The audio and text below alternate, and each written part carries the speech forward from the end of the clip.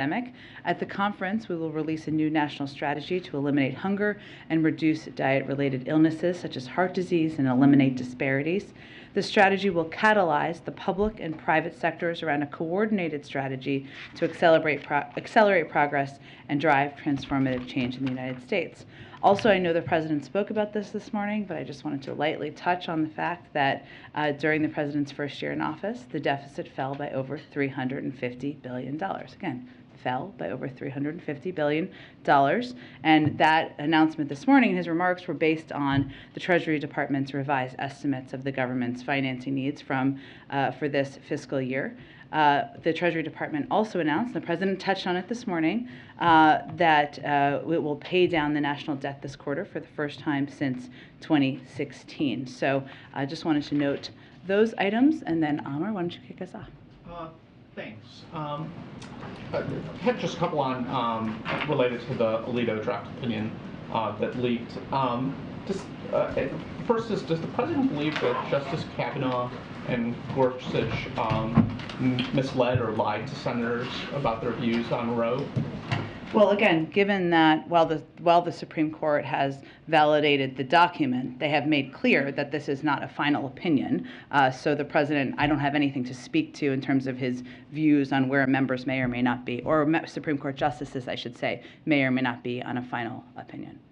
And secondly, President Biden again this morning warned that the draft abortion opinion could go beyond the issue and jeopardize other basic rights. And I think this morning he specifically talked about LGBTQ issues, if I remember correctly. Does he want the court, does he think that this opinion needs to be at minimum narrowed?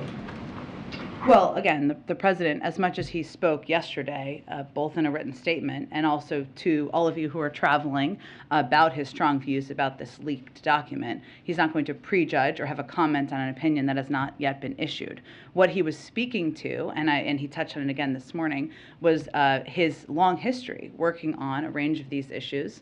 As you all know from his biography, he led the fight against the nomination of Robert Bork, and what struck him in reading the leaked document was how some of the language reminded him of Robert Bork's view of the narrow definition of how one should analyze or review what the Constitution allows for. And if you remember during those hearings, I know many of you, including myself, were quite young during the time, but we all read history. Part of the big debate there, or the big discussion, was the Griswold versus Connecticut case, which was related to privacy and whether married couples should be able to have the privacy to purchase contraception. And so I think what you're hearing play out is the President's own reaction to what he saw in these documents and his view that the protection of privacy and the protection of the ability of women to make decisions about their health care with their doctors, about people to be able to choose who they marry, and to him reading that reminded him of how important those protections are, and that's why you continue to hear him talk about it. If I could just ask briefly on Chairman Powell. He just said that the Fed is limited in how it can deal with supply shocks that have been leading to higher inflation. So what more can the White House and Congress do given that challenge? Well, I would note also, as you and others have reported, that there were announcements made about decisions, actions the Federal Reserve intends to take, which are consistent with what they have said they would do to date, and the President has said in the past that it's appropriate, and he supports their decision to recalibrate. So that remains his view today. In terms of what more we can do to address inflation, I mean, I would also note that during his comments, Chair Powell also noted the strength of the economy. He also noted that there's a path for a soft landing without pushing the economy into recession. He had a lot to say, of course, during this press conference, so I just wanted to note a couple of the things. But what more we can do beyond, of course, respecting the independence of the Federal Reserve and the decisions they make, including those announced today, is to continue to take steps to address costs for the American people. Chair Powell also said, or echoed, I think it was in response to a question, the point that energy prices, and specifically the invasion by President Putin, was having an impact on inflation. And so one of the President's primary focuses right now, as you all know, is taking any step we can to bring down costs, whether that is the historic release from the Strategic Petroleum Reserve, leading the world in their own release, continuing to talk to large global providers of oil and what they can do to help the global market, even the announcements we've made over the last couple of weeks about E15, and taking any step we can to reduce those costs, and also continuing to have conversations with leaders on Capitol Hill and members about steps we can take to reduce costs for the American people, whether it's childcare, health care, elder care, prescription drugs. All of these have an impact on people's day-to-day lives. Go ahead. Back to abortion, if I can. Yesterday you said the leak raises eyebrows, including for many here in the White House. But does the White House explicitly condemn this leak, or has seeing this draft been seen as welcome by some here? I don't think we have a particular view on that other than to say that we certainly note the unprecedented nature of it. What we are mindful of, and I spoke with the President about exactly this question yesterday, and obviously it's up to the Department of Justice to determine what, if any, action they will take, and I know obviously there have been calls for that from some Republicans, but also members of the Supreme Court. But our focus is on not losing sight from what the content is in the draft and what is at risk here. And while we have heard a number raise concerns about the leak, our focus is on highlighting what the content in there would put at risk for women across the country. So again, we'll leave it to the Department of Justice to make a decision about that. I would note that many Republicans have wanted to talk about that and not about whether they support the protection of a woman's right to choose, a woman's right to make decisions with her doctor about her health care. Maybe not a surprise, given by more than a 2-to-1 margin, Americans want the Supreme Court to support abortion rights. As for the content of the draft, the document, the draft, it is of course a draft, but if the Supreme Court does move to strike down Roe, should Americans be prepared to accept that decision as legitimate, and would President Biden accept that decision as legitimate?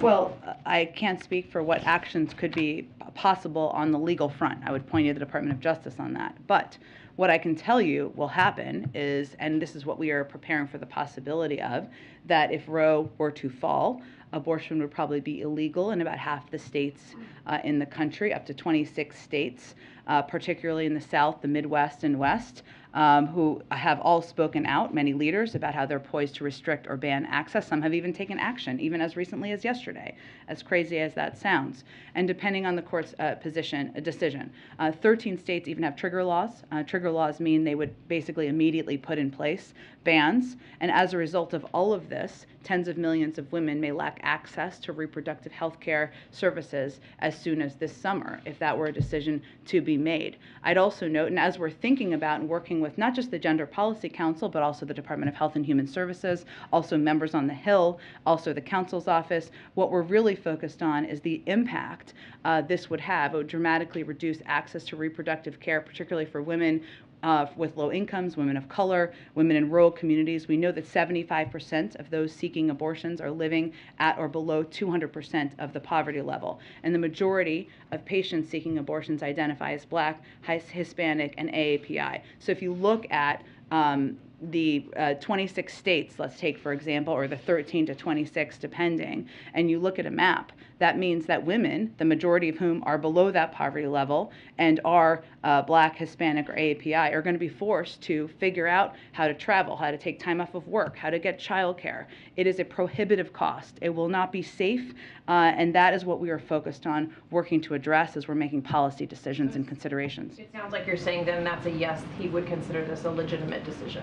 Well, there is not even a decision yet. We don't know the validity of we know that this is a leaked document. It is not the final opinion, so I just can't speak to that hypothetically at this point in time. Go ahead. Jen, just following up on that, in the President's statement yesterday, he said he had asked the Gender Policy Council and the White House Counsel's office to look at options. What can the administration do if that's what the decision ends up being in June? Well, the reason I noted all of what I just did, Jeff, is because we're really looking at who this would deeply, directly impact the most. Of course, there is the overwhelming majority of women in this country do not want this to be overturned. But the impact directly will be predominantly on women of color, will be on the 75% of those seeking abortions who are living at or below 200% of the federal poverty level. So while I can't at this point give you a preview of what we would do in response to a hypothetical final opinion, what I can tell you is that we've already seen states restrict, right, across the country. And if you look at Texas, for example, they put their restrictions in place, and Planned Parenthood and other organizations have put out statistics suggesting that clinics in neighboring states have seen increases of 600, 700, 800% of people traveling to their clinics. So you will see that. You will see people try to travel to states. And what we've done to date, and try to help to date where we've seen restrictions, which gives you kind of a tiny bit of a roadmap, even though it would obviously be much more expanded beyond this, is created, for example, the Dire Need Grant Awards, which provide funding to expand access to emergency contraception, family planning services. We just announced $6.6 million in awards made to 8 grantees across the country and around the country. We also have, I would note, the Department of Justice and the Attorney General's statements in response to Texas SB 8, which again is an example of what we've seen in terms of the impact to date, and their commitment to continuing to defend the law to protect the safety of patients seeking access to reproductive health services. HHS has also announced a 3-pronged department-wide response to protect patients and providers. So again, what we're looking at is how to ensure we're expanding access, how to ensure we are taking a look at the enormous impact on a specific portion of the population, and this is an across-government effort beyond just the Gender Policy Council. Breaking news on that? Sorry, go ahead, Jeff, go ahead. I was just going to ask, would that manifest itself in executive orders, or what specifically might the framework for that kind of action be? We're not there yet. Obviously, what we've done to date, Jeff, is taken steps through, obviously, the Department of Justice, which they can speak to, through grant programs and funding programs that we've been able to put in place to date to address even restrictions that are in states to date, which is not the same as the Supreme Court overturning, and we will build on that from here. What was the breaking news? We just learned that the Secretary of State, Antony Blinken, has tested positive for COVID via PCR test. If you could walk us through what more you know about that. We've received a statement from the State Department, but most notably, the most recent time he was face-to-face with the President and the circumstances. He has not seen the President in several days, and he is not considered a close contact. I would remind you all, that's a strange phrase, I know, but close contact as defined by the CDC is being within 10 feet for 15 minutes. That is not 6 feet, I'm sorry, 6 feet for 15 minutes. He has not been and has not seen him in several days. So for clarity, because we're learning about a lot of cases right now, it's not the first time Washington's seen these ricochet. It's been going on for several weeks. Has the President been identified as a close contact to anybody who has just tested positive for COVID? If he had, we would have announced that publicly to all of you. And we have clearly made decisions when it has been cabinet members, or even when it's been people who play a public role with all of you. We have made announcements out of an abundance of transparency. So for transparency purposes, we know he has tested negative recently. When was the most recent negative test? He tested negative yesterday. The President. And then finally, in terms of preventive medications right now, can you say declaratively, is the President taking any pre-exposure preventive medications to deal with COVID? He is not. The preventative medication that has been approved by the FDA is Evusheld, which is given to people who are immunocompromised, and he is not immunocompromised. Also not taking Bebtelovimab or something? I'm not aware of any medication he is taking. Jen? Thank you. Go ahead. Thank you so much. Several days since Blinken last saw the President, do you know what day exactly that was? I'm sure we can get you the exact day. And to follow on Jeff's questions, when it comes to the options that the President has said he's directed his team to prepare, should we not expect to see those options until this ruling comes down from the Supreme Court? That's correct. That's what I would expect. Do you not think it would be too late to unveil the options then, given it seems imminent that this is the direction that the Supreme Court is headed in? Well, again, we don't have a final conclusion. The Supreme Court themselves made clear this is not the final opinion. So we are already working a great deal behind the scenes, and we will have more to say if and when there is a final. There will be at some point, but when there's a final opinion. And a question about something Senator Manchin said today. He said he believes inflation will be the #1 driving factor in the midterms, not abortion, not this potential ruling from the Supreme Court. Does the White House see it that way? I mean, all we can judge it based on is what we've seen in public polls. That remains the data to date, right? But obviously the news of yesterday just came out yesterday. And today the president was sharply critical of the MAGA crowd and the MAGA agenda. Is that what we should expect to be his message going into the midterms? Well, I think for those of you who've been covering him for some time, you've heard him say, and maybe back more to the campaign trail, less as president, don't compare me to the almighty, compare me to the alternative. And I would expect you will hear him with that mantra much more out there over the next coming months. He has been struck clearly because he has talked about this, as you mentioned, Caitlin, this morning, and he also has made comments over the last several days about the direction of some in the Republican Party, the MAGA direction of some in the Republican Party, and he's been struck by the hold his predecessor seems to have on far too many members, not all, but far too many members of the party. And what we're seeing, the latest antics make clear that they are at war with Mickey Mouse. They're against allowing women to make choices about their own health care, against lowering the cost of prescription drugs.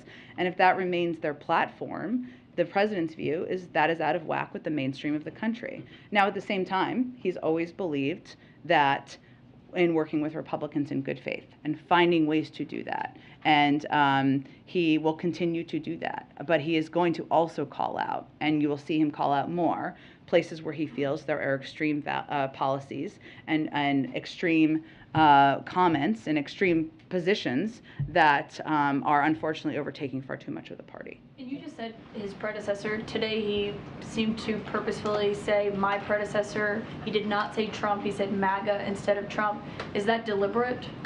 Well, as far as I know, he's not on the ballot. A number of his of Republicans who have seemed to be under the whim of his predecessor are, so that's who he's going to focus his efforts on.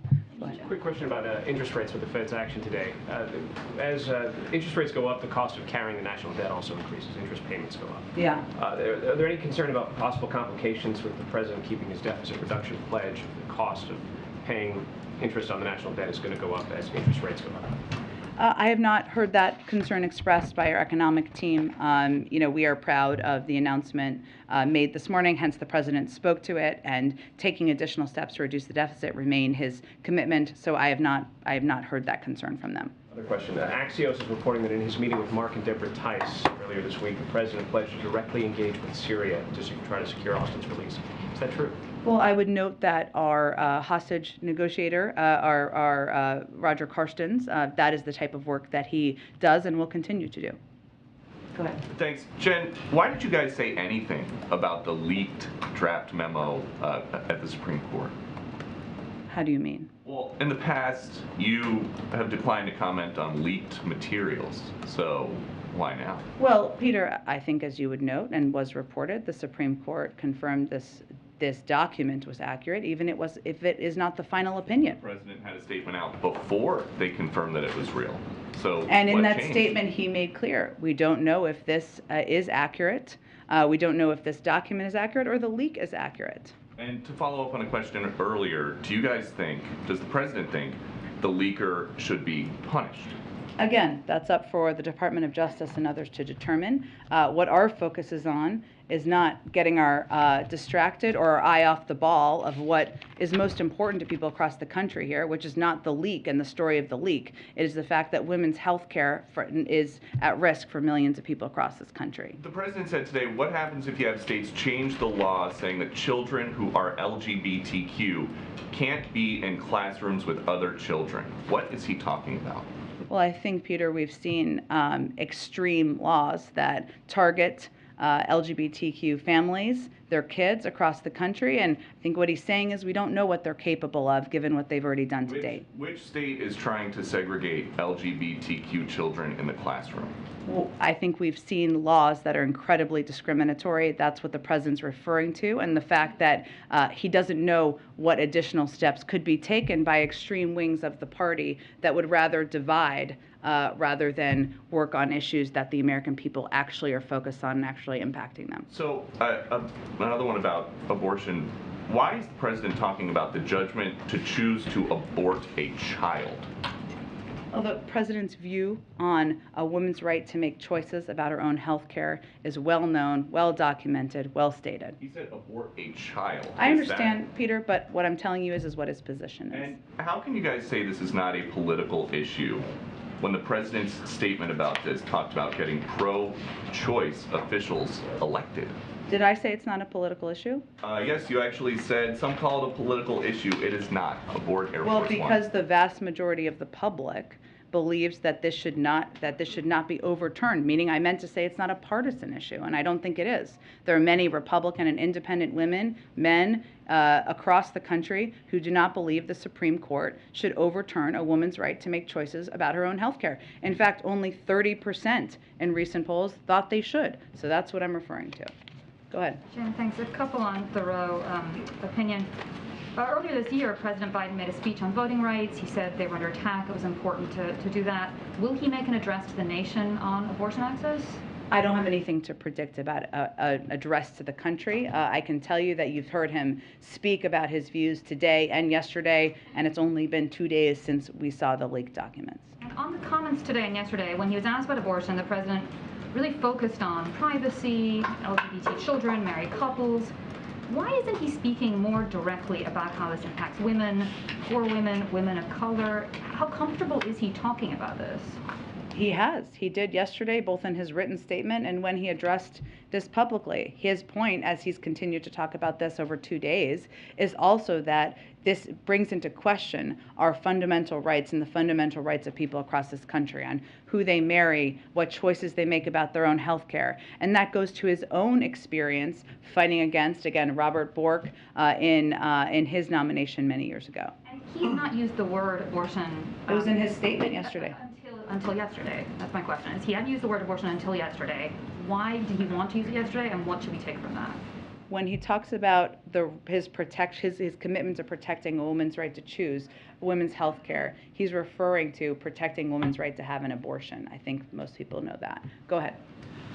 Jen, yesterday the president was giving a speech, and when he was talking about the CHIPS bill, he said that the Chinese Communist Party was lobbying folks to oppose the bill.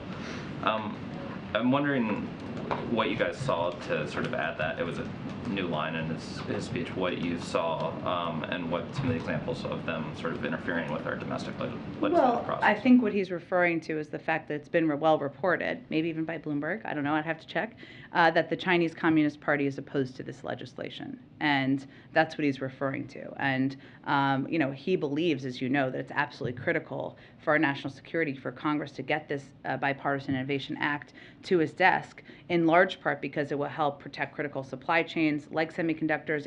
It's going to strengthen our supply chains against global shocks. It's going to help out-compete the rest of the world, including China, for decades to come. So he was referring to their opposition. Not a specific new sort of... Right, their opposition to it, exactly. There was an Axios report that had kind of two parts that I wanted to ask you about. First, that the trip to Israel was going to be added to the European trip in June, but also more substantively that you're considering a regional leader summit as part of that visit. Can you confirm either of those? We're not quite there yet. What I will say is that you know about the trip at the end of June because there are some predetermined kind of international fora that he will be a part of. And when he spoke with Prime Minister Bennett just a couple of weeks ago, he invited him to Israel. The president accepted and said he's looking forward to coming, but we haven't quite locked in the date yet.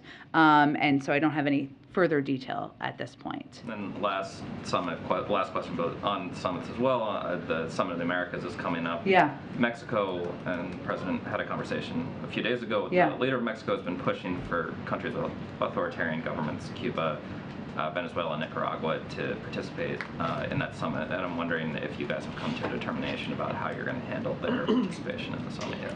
I'm happy to check. I'm not sure a final determination has been made, or I will check if one has, and we can get you that information. Go ahead. Thanks, Jen.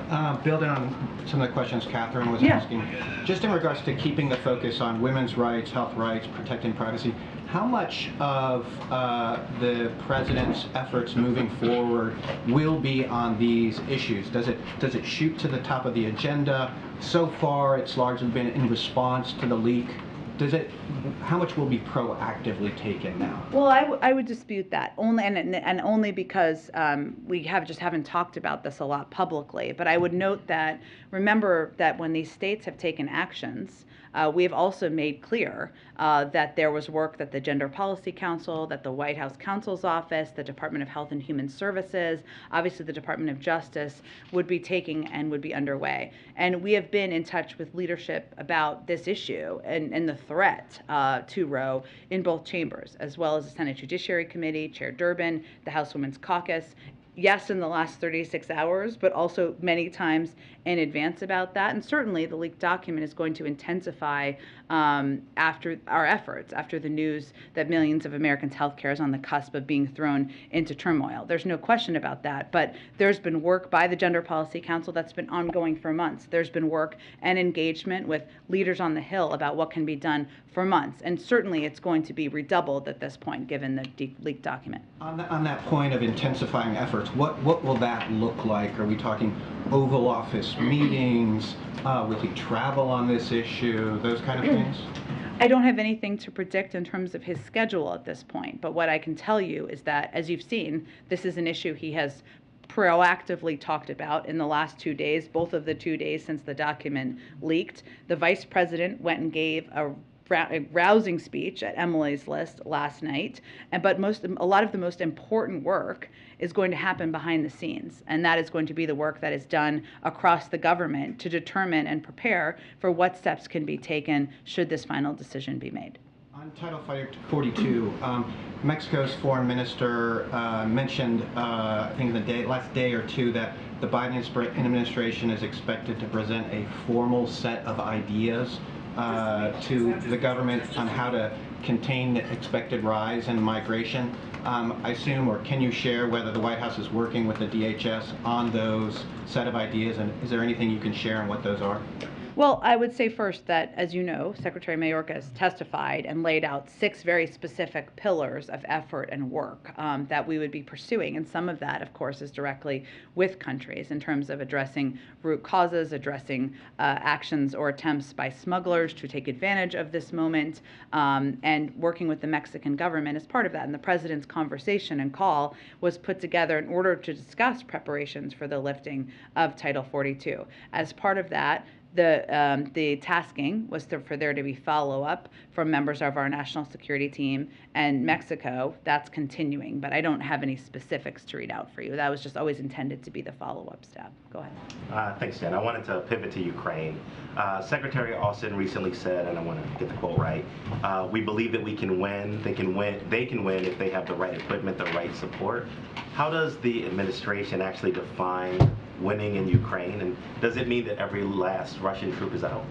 Well, first I would say the way that President Putin defined winning a war that he started from the beginning was taking over Ukraine, enveloping Ukraine into Russia, taking away their territorial integrity and their sovereignty. Clearly, that has not been successful. You know, he expected and was planning to be marching through the streets of Kyiv victorious next Monday. Clearly, that is not what is going to happen. He wanted this to be a moment to divide NATO, to divide the West. Clearly, that is not what is happening. We've said we want Ukraine to win. We're going to do everything we can to help Ukraine defend its sovereignty and territorial integrity and to strengthen the Ukrainians' hands on the battlefield and at the negotiating table. That's our role. And they are defending their homeland courageously and bravely from the continued attacks from the Russians. But they're going to define at the negotiating table, as we're strengthening our hand, what they consider success on the battlefield and at the negotiating table. And we're here to support their efforts. I just want to follow up to make sure I'm clear. So if Ukraine is fine with Russia taking over the eastern part of the country, for example, is that what the U.S. would consider a win? Is that what? The Ukrainians are going to define what a successful outcome looks like for them. But what I think is important to note and not lose sight of is how the Russians have defined this. And they have already lost by their definition. They have not taken over Ukraine. President Putin is not going to be marching down the streets of Kyiv. They will not own the territorial integrity and sovereignty of this country. They have not divided NATO. So now at this point, yes, what we're trying to do is strengthen their hand in the negotiating table, both by supplying weapons on the battlefield, and supporting them with whatever needs they have. But it is for them to define through those negotiations. Go ahead. 2 questions, abortion related. The president promised during the campaign to overturn the restrictions that the Trump administration put on the ACA's requirement that workplace insurance plans cover contraception. Yeah. And the agency said in August that they would initiate the rulemaking within 6 months, and that hasn't happened. Why hasn't it happened? Is it still going to happen? It is still the president's intention. I'm happy to check on the status and why there has been any delay. And then following up on Catherine's question on the president using the word abortion yesterday and today, just to be more specific about it, was that a conscious choice to use that word since he hadn't been using it much before? Did he specifically, now that the stakes are much higher, did he specifically start using the word abortion because of that? No, he approved the statement, made comments of his own accord today, so I don't think there's more to analyze about it. Go ahead. Hey, Jen. The president toured into MAGA, as you referred to. He called them an extremist group. And he also issued a statement on Ohio today, but he was talking about Shontel Brown in the Democratic primary. So my question is, what is his reaction to the Republican Senate primary, and does he view that as Trump gaining more control over the Senate and the process, potentially what happens 2 years from now? I'm going to be very careful about getting into the midterms here. I don't make the rules. I just follow the rules from this podium. And I know the president, of course, as you noted, Jeff, made comments himself this morning about the extreme direction the Republican Party is going in. Look, I would just say our focus continues to be on highlighting the fact that congressional Republicans want to raise taxes on half of Americans, squeezing the budgets of middle-class families. If you don't believe me, you can check out Senator Scott's website. I guess he's called for that, and we certainly agree. We hope you check out his website. Why he toured into MAGA today? I think I answered this a little bit earlier, but I'm happy to reiterate. You know, he has been struck by the hold his predecessor seems to have on far too many members of the party. And while he has always worked in good faith, will continue to work in good faith on addressing issues the American people have, whether it is bringing down costs, expanding access to health care, and there are areas where we feel we can have continued success. Who is opposed to addressing opioids or doing more to help veterans and address burn pits? But he's still going to call out where he sees extremist actions and extremist rhetoric, and I'm just not going to get into specific outcomes of the primaries from here. On the abortion aspect, Elizabeth Warren said she was angry by that draft opinion. Was the president angered by the draft? I think you heard anger in his voice yesterday, for sure. Go ahead. Jen, yesterday you said the president was still reviewing the report from his presidential commission on the Supreme Court. That was issued several months ago. I guess I'm wondering why that review is taking so long, and is there any renewed urgency on that review given the draft that we've seen leaked from the court? Well, I think it's important to remember that the report was never meant to be recommendations. In fact, it's not recommendations. It was an analysis done by 30 legal experts with a diversity of backgrounds and diversity of views. About a range of issues, not just court expansion, but term limits and a range of issues. But it was never intended to have an outcome where he came out and said, I accept or decline recommendations. It was just a resource he was looking to have and one he appreciates and will continue to review. Is there any renewed urgency, though, around weighing in on that report and what those experts, put together on the court since we've seen this draft come out, though? In what aspect? Seeing, there was a lot of discussion around term limits that was in that report.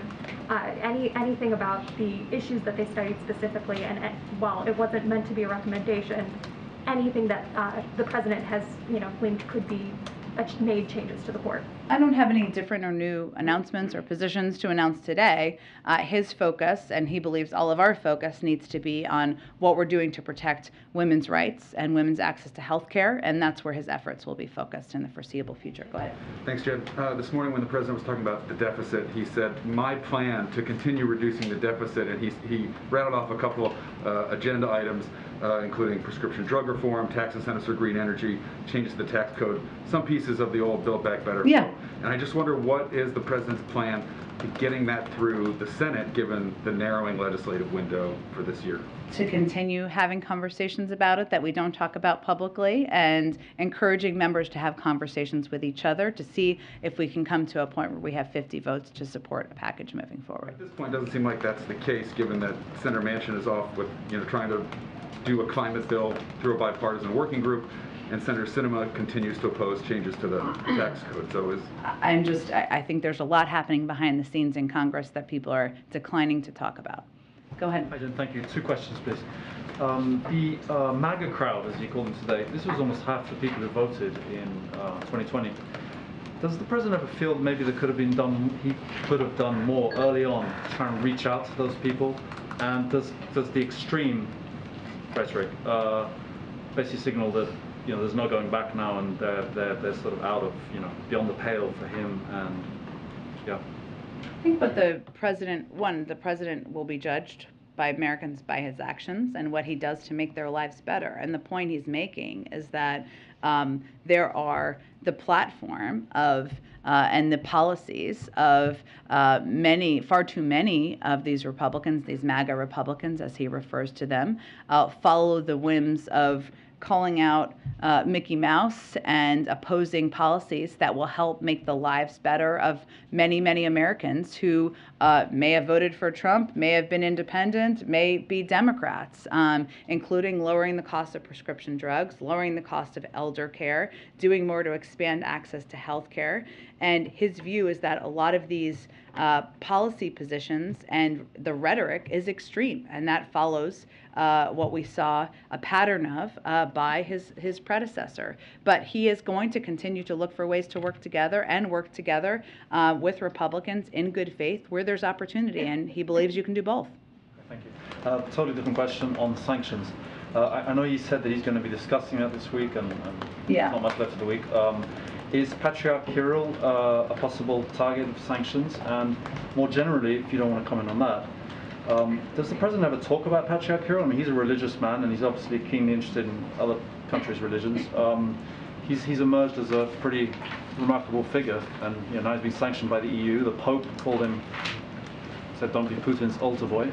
Does the president ever talk about Patriarch Kirill? I would say no one is safe from our sanctions. We're continuing to review options, but I don't have any to preview today.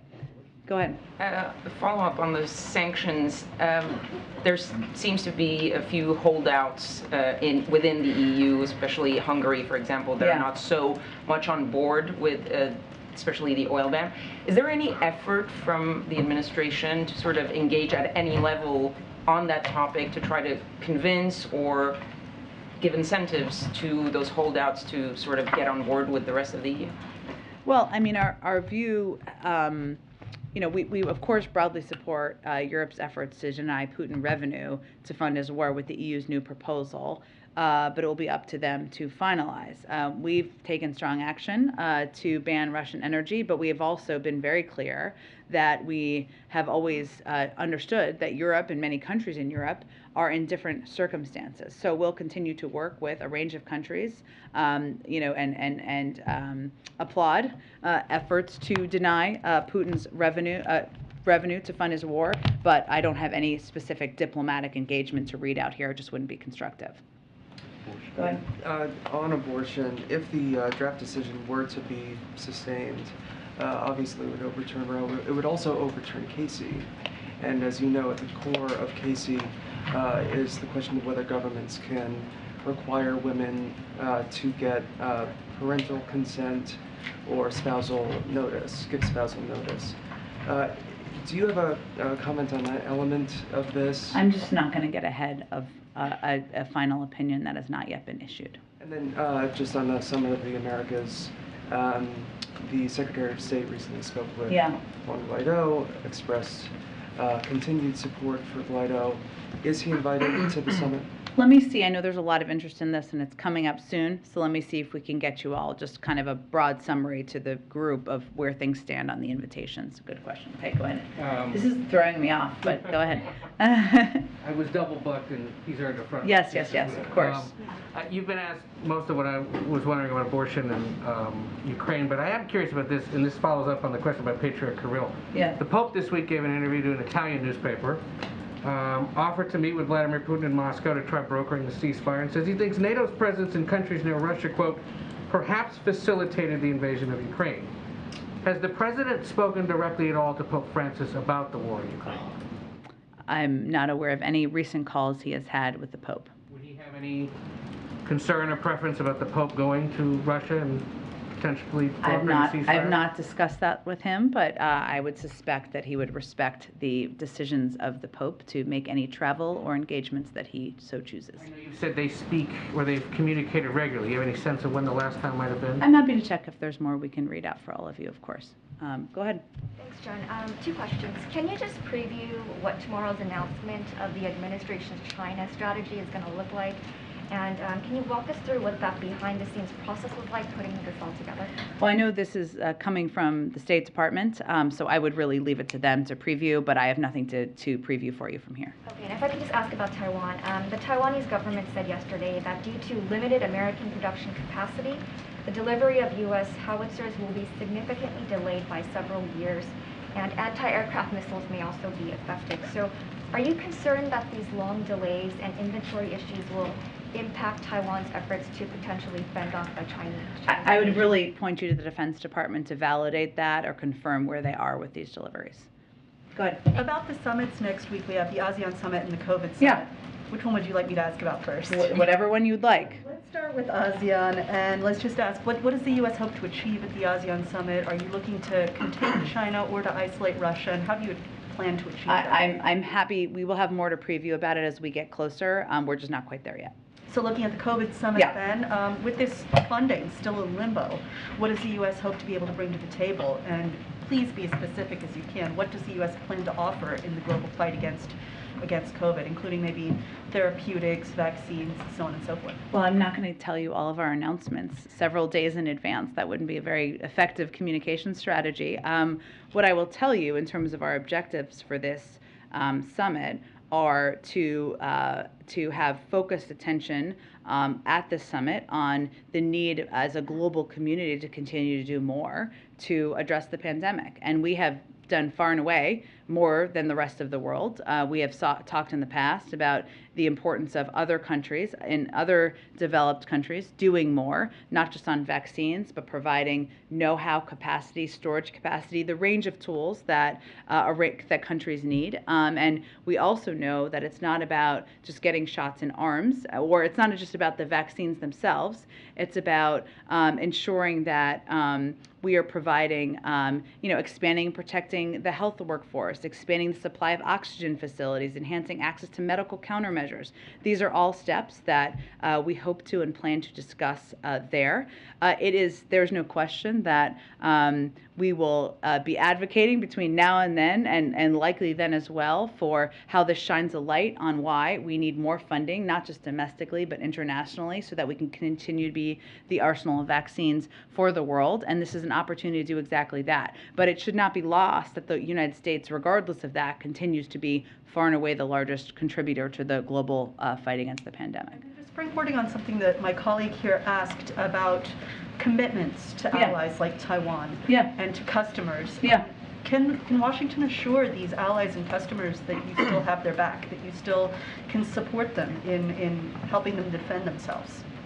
I think nothing has changed about our policy toward Taiwan or any of our other partners around the world that we have worked very closely with, and I don't think there's any reason to question that. But I was pointing her to the Department of Defense, who can speak to the delivery of weapons and materials that they have greater access to that information. Go ahead. Thanks, Jen. I wanted to ask about the refugees from Ukraine. Can you provide an update on your program that launched about a week ago? Any update on people that have volunteered to sponsor refugees or interest from refugees abroad to enter the program? To the degree we have those numbers to provide, we would, but someone has them. But they're in the Department of Homeland Security. They're overseeing the implementation of the program. As you know, I'm happy to check with them, but you may want to go to them more directly. And when was the last time that the President spoke with the Department of Homeland Security on the refugee program, or was briefed on the updates on the program?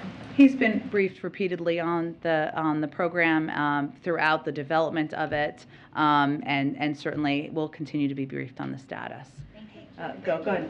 I wanted to ask about Brittany Griner. I know you've responded to many questions about her, but with the Olympians being here at the White House today, of course, she would potentially have been one of them, and she's away in Russia being detained right now. I wonder if you can update the public on why her situation is different, because you've mentioned that it is not a normal hostage situation, so it's a bit different. Can you explain to the public why her situation is different? And then I have one on abortion. Well, I would note that actually the State Department changed how they classify, and this is up to them to change her just a couple of days ago. It doesn't mean that we are going to get into detail here about our efforts, because our focus is on hopefully bringing her home and being successful at that. But the State Department determined that the Russian Federation has wrongfully detained U.S. citizen Brittany Griner. They made that assessment about 2 days ago. We're going to continue to undertake efforts to provide appropriate support to her. And what this notes with this determination is that the Special Presidential Envoy for Hostage Affairs, Roger Carstens, who I mentioned earlier, will lead the interagency team for securing her release. So, well, we're not going to, of course, get into internal deliberations or efforts. The department basically reviews cases of U.S. nationals detained abroad to determine if they are unlawful or wrongful, and this review assesses the facts of the case against numerous criteria, and they made that conclusion just 2 days ago. So does that change our strategy on how we're working to get her to come back? Well, again, as I noted, what it means is that the Special Presidential Envoy for Hostage Affairs, Roger Carstens, will lead the interagency team. And then real quick on abortion, a Christian conservative, his name is Albert Mohler, has commented on President Biden's stance in an unusual position on abortion. I'm now quoting. He said that he and his administration do not trust the public in various areas to have the right to determine whether or not abortion should be legal in that area or not. So he's essentially saying that Biden does not think that states should have the rights to determine how abortions, to the degree that abortion The president believes that it should continue to be federal law that women have the right to make choices with their doctors, as it has been for 50 years. And I would just say, with all due respect to the person you mentioned, even a Fox News poll earlier this month showed that 63% of Americans want Roe to stand. So I think that's actually kind of an outlier position as it relates to the American public. Go ahead. Thank you. I'd like to ask a question about Indo-Pacific strategy. People are talking about Indo-Pacific economic framework, and allies and partners are anxious that we are not given the information on what this framework is going to look like. Yeah. This is going to replace something like TPP. Or could you give us some preview of what this framework is going to be about, and if this is going to be an issue when the president visits to Japan? I just don't have anything to preview at this point. I know there's a lot of interest in his trip to Asia, understandably. It's going to be a great trip, but we'll have more. We'll bring Jake Sullivan or others to the briefing room to preview everything about the trip for all of you. I certainly recognize that the Summit of the Americas is coming up very soon, so I will work and I hopefully get you guys all more preview information after this briefing, and maybe we'll have more to say tomorrow. Okay, thanks so much, everybody. Thanks, Jen. Thanks, Jen.